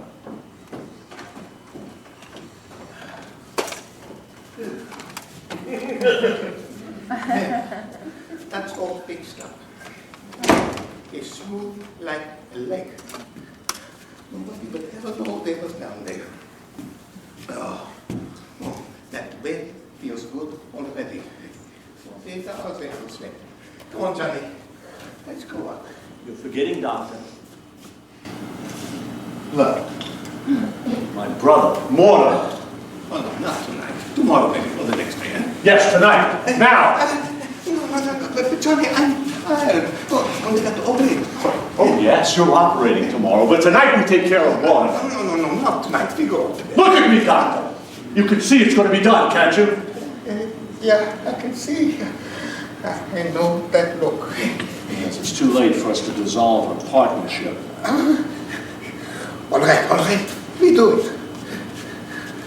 But the quick way, yeah? Like in London, with a little twist. Oh, no. I think this deserves something special. I think perhaps the Melbourne method. No, Johnny. Not that. 2 hours. And when it was all over, the fella in London was just as dead as the one in Melbourne, yeah? And who gets to clean up the mess, huh? Me. We had to move too quickly in London. There was no aesthetic satisfaction. But Melbourne.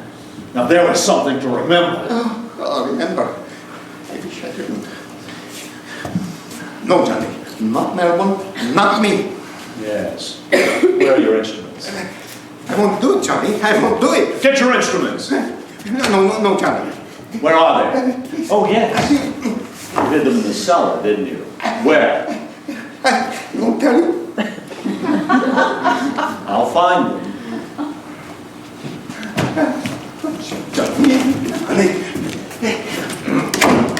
Johnny.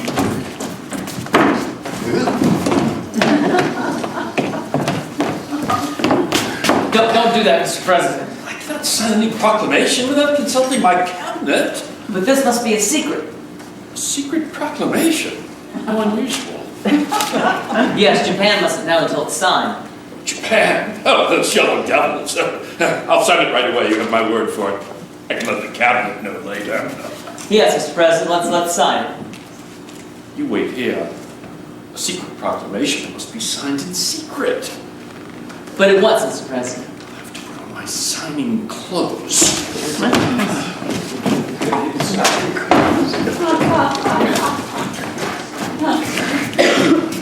You go. No, Doctor, I'm waiting for something important. Please, you go now. Dr. Einstein, I have nothing against you personally. I'm sure you're a fine fellow. My advice to you would be to leave this house and stay as far away as possible. You get out. Don't say I didn't warn you, Doctor. I'm warning you. Get Things out. are going to start popping around here any minute. Look, Johnny is in a bad mood. When he's like this, he's madman. Things happen. These terrible things. Jonathan doesn't worry me now. Don't those plays teach you anything? About what? These people in plays act sensible, huh? Not like you. Oh, you think so, do you? You think people in plays act sensible? You should have to sit through some of the stuff I have to sit through. Take this little opus tonight, for instance. There's this man, supposed to be bright. He knows he's in a house with murderers. He ought to know he's in danger. He's even been warned to get out of the house. Does he go? No. He stays. Now I ask you, Doctor, is that something an intelligent person would do? You're asking me. He didn't even have the good sense to be on guard, to be afraid. For instance, the murderer asked him to sit down. You mean don't you sit down? Believe it or not, Doctor, that line was in there too. And what did he do? He sat down. Now mind you, this fellow's supposed to be bright. There he sits, just waiting to be tied up. And what do you think they used to tie him up with? I heard that. A curtain cord. It's a good idea. Makes sense. It's very convenient. A little too convenient, Doctor. The curtain cord. When are playwrights going to use some imagination? The curtain cord. I didn't even see him get it, huh? See him, Doctor. He sat there with his back to him. This is the stuff we have to sit through night after night. They say critics are killing the theater. It's the playwrights that are killing the theater. So anyway, there he sits, the big doe. The fellow's supposed to be bright, just waiting to be tied up and gagged. What the hell? You want to do it again? Let's go to bed. Not yet. Now, Mortimer, if you don't mind, we'll finish the story. You know what? I think you was right about that fellow. He wasn't very bright.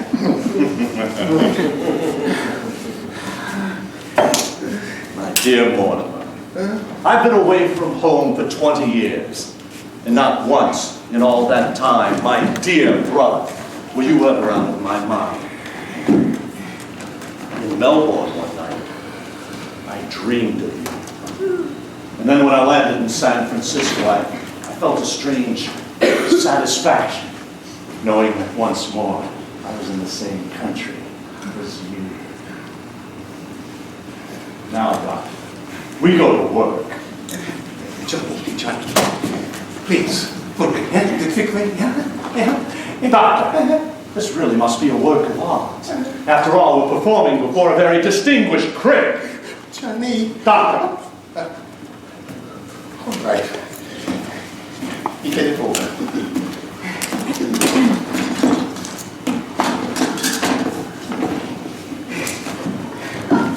Now, Doctor,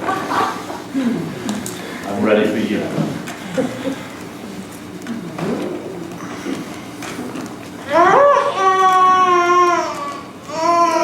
No, I can't do it. I got to have something to drink. Put yourself together, Doctor. I got to drink something. When we come in this afternoon, there was on the table. Yeah? Yeah? Where should we put that? There. Oh, yeah, thank you. Oh, yeah. Oh, yeah. Hey, yeah. Me. Hey. It's a little for you. And a little for me. And a little for later. Hey. Yeah. Yes. Doctor, where are your manners? Mortimer, I now realize it was you that brought me back to New Orleans. Doctor, to my dear dead brother. He goes, that's all, he goes. No, we deal with that later. No, we don't think we get at all. No. Now we gotta move fast. Yeah, we do it the quick way. Yeah, like I said. Yes, Doctor, the quick way. Hey! Somebody's got to do something about the colonel blowing that horn. It's all right, officer. We're taking the bugle away from us. Jesus, it's going to be hella paid on. We promised him maybe he wouldn't do that anymore. It's all taken care of. Now, good night, officer. I better talk to him myself. You better like it.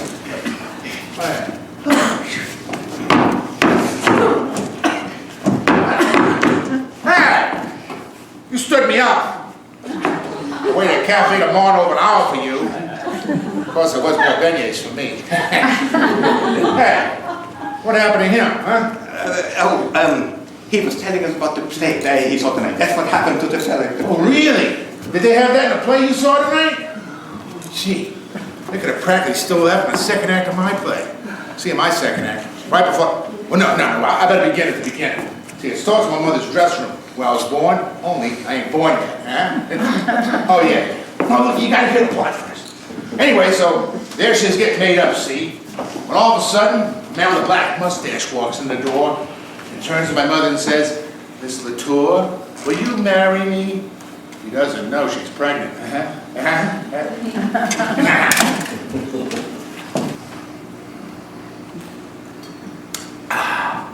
So anyway, there she is laying unconscious across the table in her lingerie. And the Chinaman standing over with the hatchet. And I'm all tied up in the chair, just like you are. And the room's an inferno of flames. It's on fire, you know. And then when all of a sudden into the window comes Governor Huey P. Long. Hey! Go easy on that. Who brought that? Well, I was listening, but How you like it so far, huh? put him to sleep. Yeah, forget him. If he ain't got no more than that, he don't get a drink. So anyway. All right. It's 3 days later, and I've been transferred, and I'm under charges because, well, somebody stole my bags, you know. Anyway, all right. So I'm walking my beat down in the 9th Ward, you know. That's the 1st district. And all of a sudden, it turns out that the guy I'm following is actually following me. Don't let anybody in. So I figured, without smarting, there was a vacant house on the corner, so I go in. And I'm standing in the dark, and I see the doorknob turning. So he pulls my gun, and I brace myself, and I say, "Come in." Hey, boys. What the hell's going on here? Hey, where you at, Pat? Oh, this here's Mortimer Brewster. He helped me write my play. I was just telling the story. Did you have to tie him up to make him listen? Joe, you better report in at the station. The whole force is out looking for you. Oh, they sent you here looking for me? We didn't know you was here. We came to warn the old ladies there's hell to pay. The colonel blew that bugle of his again in the middle of the night. From the way the neighbors have been calling in, you think the Germans dropped the bomb on St. Charles And the Avenue? lieutenant is on the warpath. He said, The colonel has got to be put away someplace. Yes. Gee, Mr. Brewster, I gotta get going. So I'll run through that 3rd act real quick, like. Get away from me. Say, do you know what time it is? It's after 8 o'clock in the morning. Gee, Mr. Brewster, I guess those first 2 acts do run a little long, but I don't see anything we can leave out. You can leave it all out. who the hell's that guy? That is my brother. Oh, the one who ran away, huh? So he came back. Yes, he came back. This is Brophy. Get me Mac. I better let him know we found you, Joe. Mac, tell the lieutenant he can call off the big man hunt. We got him. At the Brewster house. You want us to bring him in? Oh, all right. We'll hold him here. The lieutenant is on his way over. So I've been turned in, huh? All right, you got me. I suppose you and that stool-pigeon brother of mine are going to split the reward. Reward? All right, I'm going to do some turning in. You think my aunts are sweet, charming old ladies, don't you? Well, there are 13 bodies buried in that cellar. Teddy! Teddy, what the hell is he talking Hey, about? be careful what you say about your aunts. They happen to be friends of ours. Well, I'll show you. I'll prove it to you. You go down in the cellar with me. Wait a minute. 13 bodies. I'll show you where they're buried. Oh, yeah. You don't want to go down in the cellar? Go on down in the cellar with him, Abe. I'm not so sure I want to be down the cell with him. Look at that place. Looks like more's going off.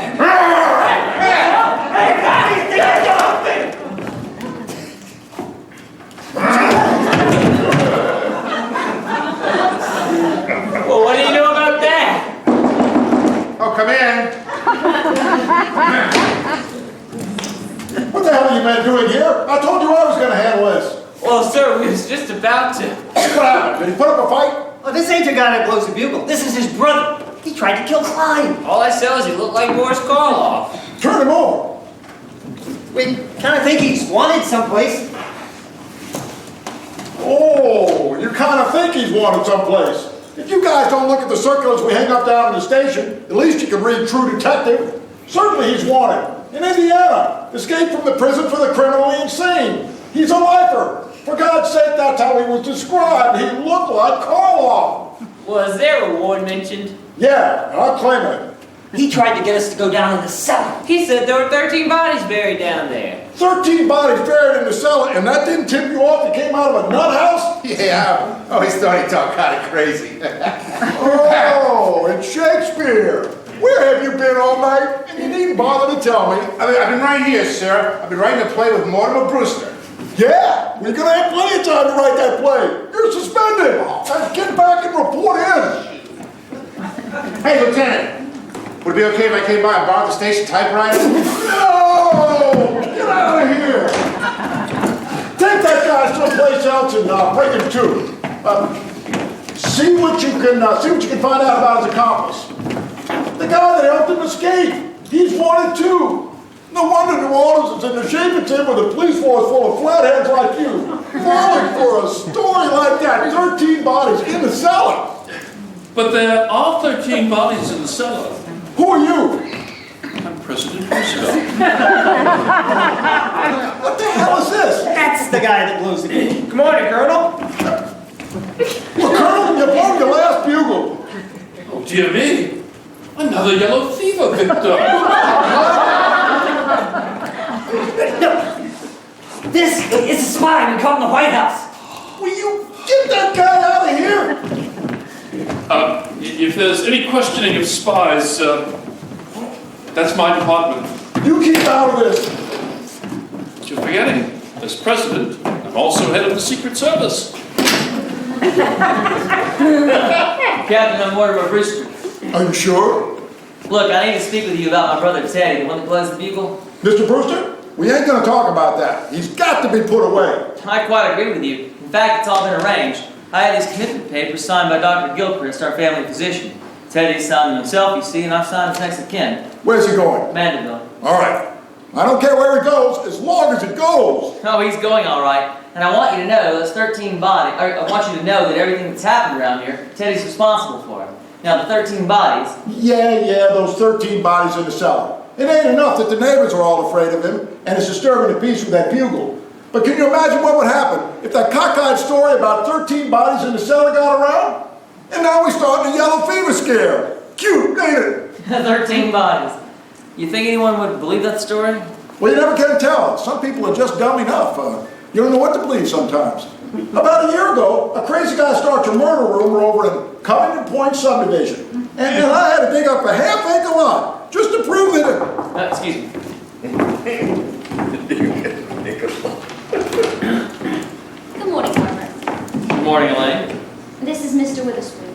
Witherspoon? He's the superintendent of Mandeville. Oh, yes. Come on in, Mr. Witherspoon. This is, Captain... Lieutenant Rooney.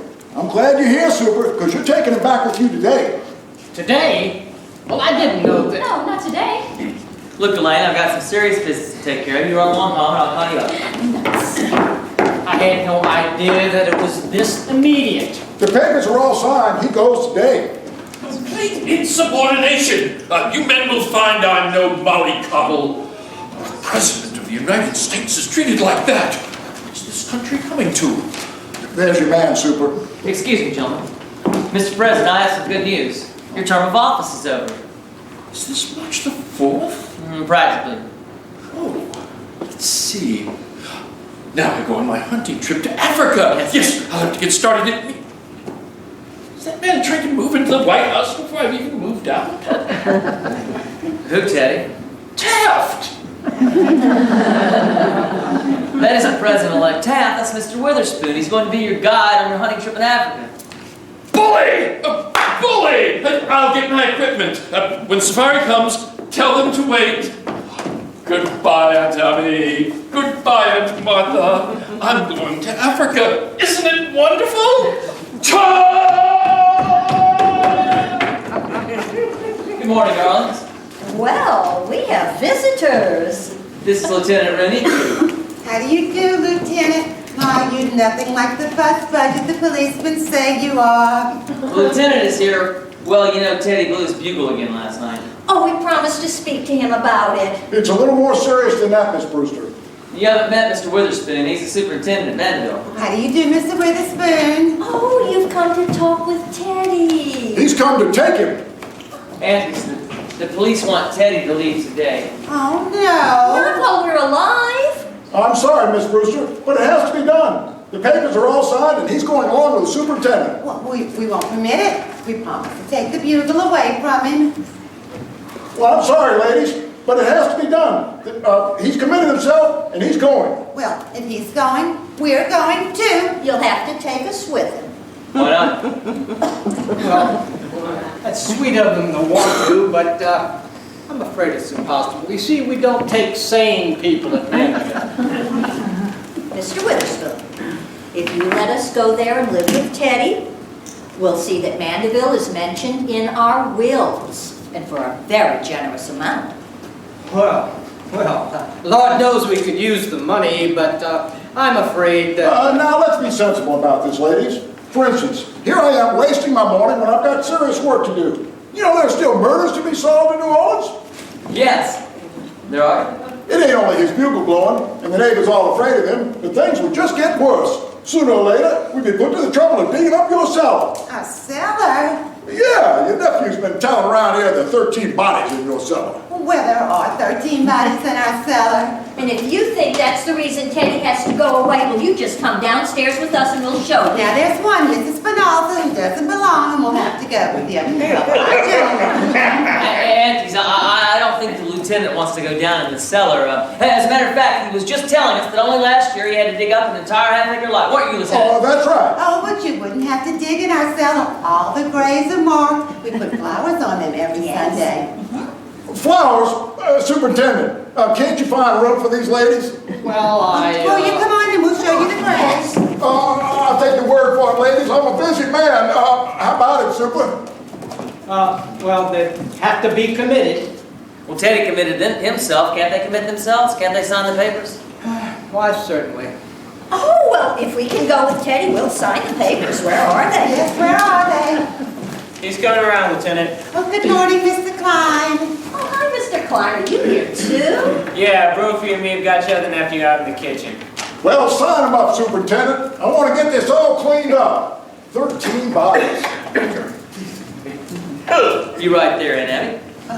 I'm really looking forward to going. The neighborhood here has changed so.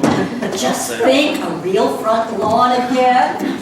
Oh, I'm afraid we've overlooked something. Oh, what? We must have the signature of a doctor.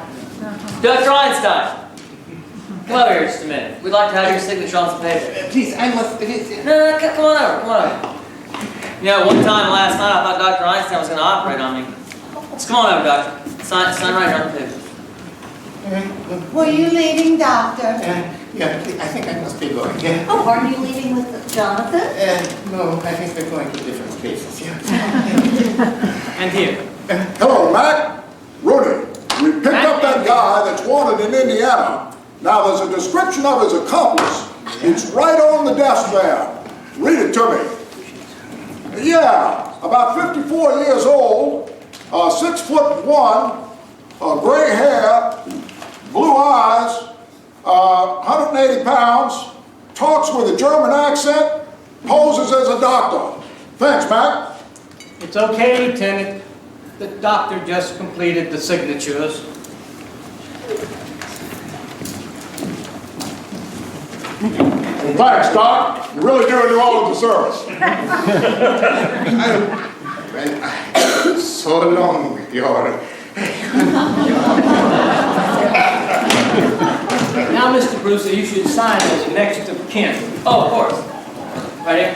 Yes.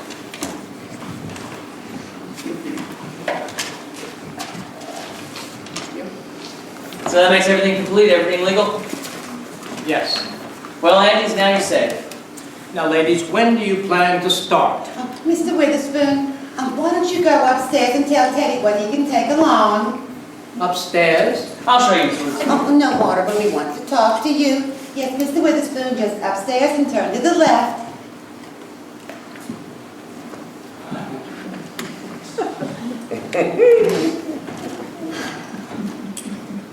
Well, Mortimer, now that we're leaving, this house really will be yours. Yes, dear, we want you to stay here now. No, this house is too full of memories. Oh, but you'll need a place when you and Elaine are married. Aunties, that's very indefinite. Oh, it's nothing of the sort.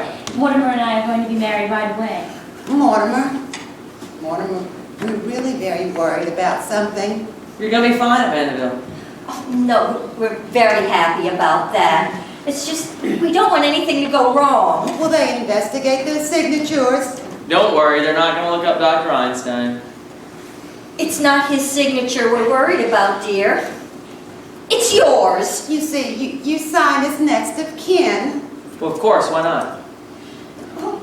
Well, Mortimer, it's something we never wanted to tell you, but now you're a man, and Elaine, you should hear this too.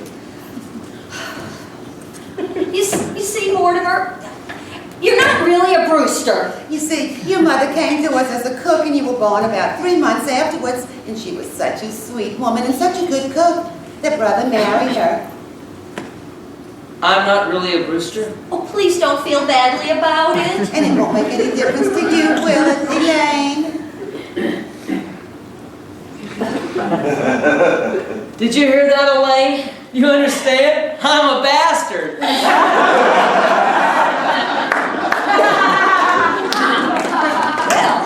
I'd better see about breakfast. Don't bother. Mortimer's coming over to my house and we're going to have breakfast together. Yes, I need some coffee. I've had quite a night. Well, in that case, don't you think you'd want to go to bed? I do.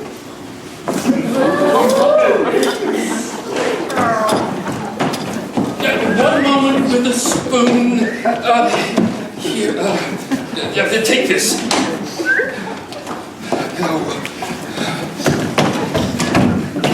We won't need that paddock wagon, boys.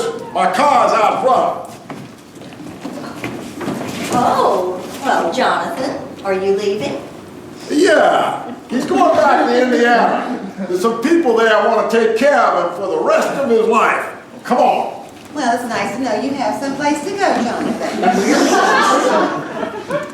So this house is seeing the last of the Brewsters? Unless Mortimer wants to live here. I have a suggestion to make. Why don't you turn this house over to the church? Oh, we never thought of that. Yes, after all, it should be part of the cemetery. Get going. I'm a busy man. Goodbye, aunties. Well, I can't better my record now, but neither can you. At least I have that satisfaction. The score stands even, 12-12.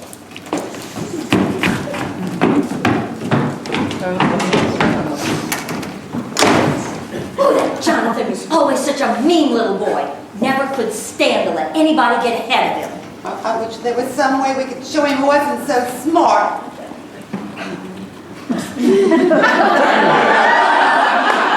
Mr. Witherspoon, does your family live with you at Vanderbilt? Oh, I have no family. Oh, Oh, do you consider the staff to be your family? I'm afraid you don't quite understand. You see, as head of the institution, I must remain quite aloof. oh, that must make it very lonely for you. Yes, it does, but my duty is my duty. Well, Martha, if Mr. Witherspoon won't join us for breakfast, I think the least we can do is offer him a glass of our elderberry wine. Elderberry wine? We make it ourselves. Oh. Now, ladies, understand, when we get to the institution, our relationship will be more formal. But here, oh, you don't see much elderberry wine around these days. I thought I'd had my last glass of it. Oh, no. Here it is.